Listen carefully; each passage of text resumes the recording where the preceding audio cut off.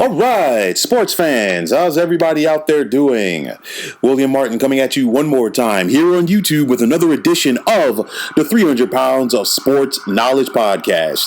Now, we're less than a week away from the college football playoff, and the quest is on to get the most coveted trophy in the sport, as you have the top four teams that were selected this year who have an opportunity to still claim a national championship.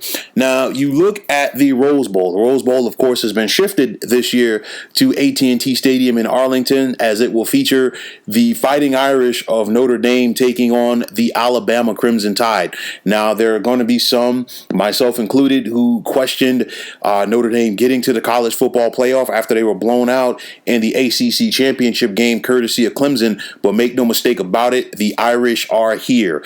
And for Notre Dame to go out there and pull off the victory, Ian Book's going to have a big game at quarterback, but you just have to ask yourself, is he going to be able to get it done versus this Alabama defense? Under head coach Nick Saban, of course, the Crimson Tide have a lot of interchangeable parts in that front seven. He likes to mix up coverages, and that's why it's going to be very important for Book to get that football out quick. If he has to drop back and sit back there and look for his second and third option, this pass rush of Alabama could really get on top of him. You look at running back Kyron Williams for the Fighting Irish. He's going to have the big game in order to offset that passing game for the Irish, because they need to find a way to keep this tough Alabama defense off balance. But you look at the way that quarterback Mac Jones has been playing for Alabama, and I know that some people were critical of him last year when he lost in the Iron Bowl versus Auburn, but he turned things around real quick. He had a couple of weeks of practice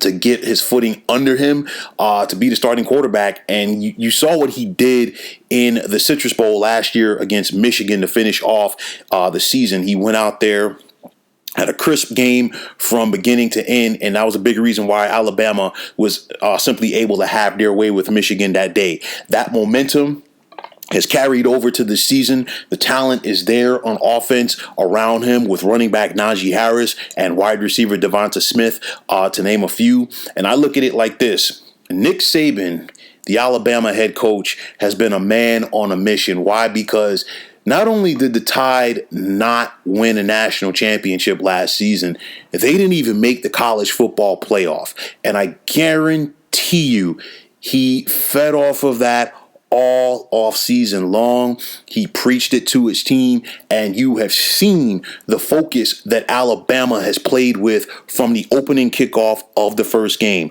Brian Kelly has a very good Notre Dame team, but the bottom line is the Irish are good. But we saw recently with their contest against Clemson that Clemson and Alabama are definitely still a couple of steps ahead of what Notre Dame can do on the field.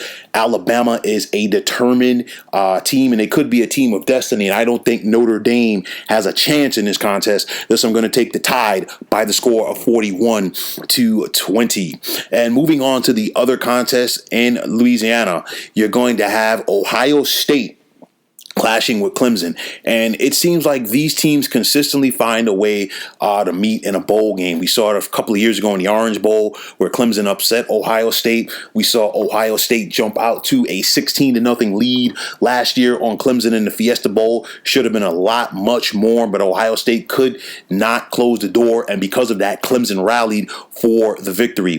I look at the quarterbacks in this contest. More than likely, they could go 1-2 in the upcoming NFL draft. You have Justin Fields for Ohio State and Trevor Lawrence for Clemson. You look at these guys, they're playmakers. Trevor Lawrence definitely has the better and more live arm. Justin Fields might be slightly more athletic, but you look at Trevor Lawrence, the guy is a winner. He has only lost one start during his college career. So that lets you know what this guy is made of. Clemson held it down for him when he was out this season with an illness. He came back and he lit up Notre Dame during the ACC championship game. And I think he wants to build off of that. I think both of these teams have something to prove, because if you look at Ohio State, you look at how they were able to run the football in the Big Ten championship game against Northwestern. But this is an Ohio State team that really felt that they had what it took to win the national championship last year, and they fell short versus Clemson in the Fiesta Bowl. And if you're Clemson, You felt like you were right there and you had what it took to win the national championship. You were up on LSU at one point in the national championship game before things got away from you late. And I think for Trevor Lawrence, he's going to rely on senior running back Travis Etienne, who is going to keep pressure on this Ohio State defense, not only with his running ability, but also his ability coming out of the backfield as a receiver. And also, of course, Amari Rodgers at wide receiver. He's definitely going to put some stress on that Buckeye secondary. But you look at this Clemson defense, they're always stout. They always get after the passer under defensive coordinator Brett Venables. And the proof is in the pudding, as the Tigers have 44 team sacks this season. Might not have 5 or 6 in this contest versus Justin Fields, but if they can come with the pressure